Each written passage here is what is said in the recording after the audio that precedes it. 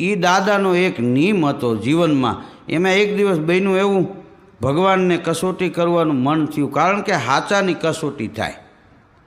ભગવાન ગાંડા ઘેલા માણસનું રૂપ લઈને આવ્યા, લગર વગર લુગડા છે, ખંભે કોથળો છે, અને ગામમાં પડકારા કરે છે કે લ્યો કોઈ દાળીદર, લ્યો કોઈ દાળીદર. દાળીદર એટલે ગરીબાઈ, ભૂખ. એ કોણ લે? કોઈએ ગામમાં એ દાળીદર લીધું નહીં. દાદાની બેઠક પાસેથી માણસ નીકળો, લ્યો કોઈ દાળીદર, લ્યો કોઈ દાળીદર. દાદા બેઠકનો દરવાજો ખોલીને બહાર નીકળ્યા કે શું વેચો છો ભાઈ? તો કે દાળીદર વેચવા નીકળો છું દાદા. કે ગામમાં કોઈએ લીધું? કે ના, આખા ગામમાં આટો માર્યો, કોઈએ નથી લીધું. ત્યારે દાદા એટલું બોલ્યા, એ દાળીદરનો કોથળો આ બેઠકના ખૂણામાં મૂકી દે. તારા કેટલા રૂપિયા થાય ભાઈ? કે આટલા રૂપિયા. દાદાએ એને રૂપિયા આપી દીધા. ભગવાન એ ગાંડા ઘેલા માણસના રૂપમાં આવી અને દાળીદરનો કોથળો દાદાની બેઠકમાં મૂકી અને વયા ગયા.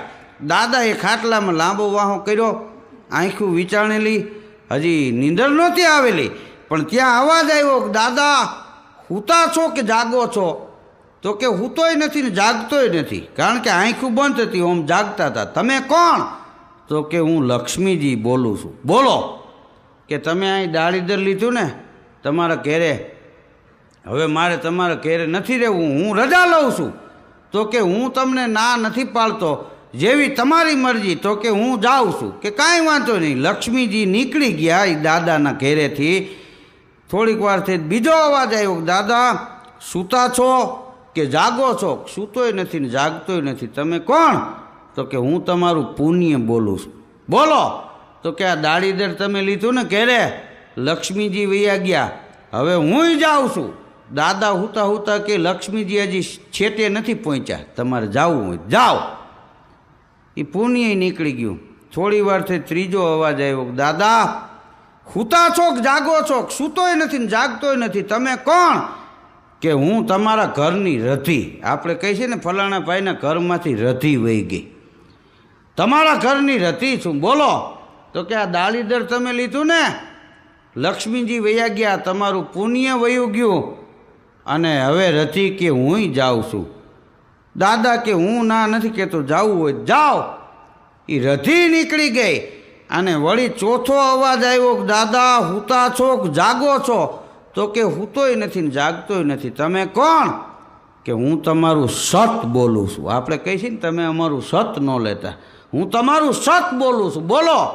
કે આ દાળીદર તમે લીધું ઘરમાં, લક્ષ્મીજી વયા ગયા, પુણ્ય વયું ગયું, રધી વહી ગઈ, હવે સત કે હું જાઉં છું. ત્યારે દાદા સૂતા સૂતા એટલું બોલ્યા કે ભલે અમારા ઘેરેથી લક્ષ્મી વહી ગઈ, ભલે અમારું પુણ્ય વયું ગયું, ભલે અમારા ઘરમાંથી રધી વહી ગઈ, પણ હે સત તમારે નથી જવાનું. કેમ?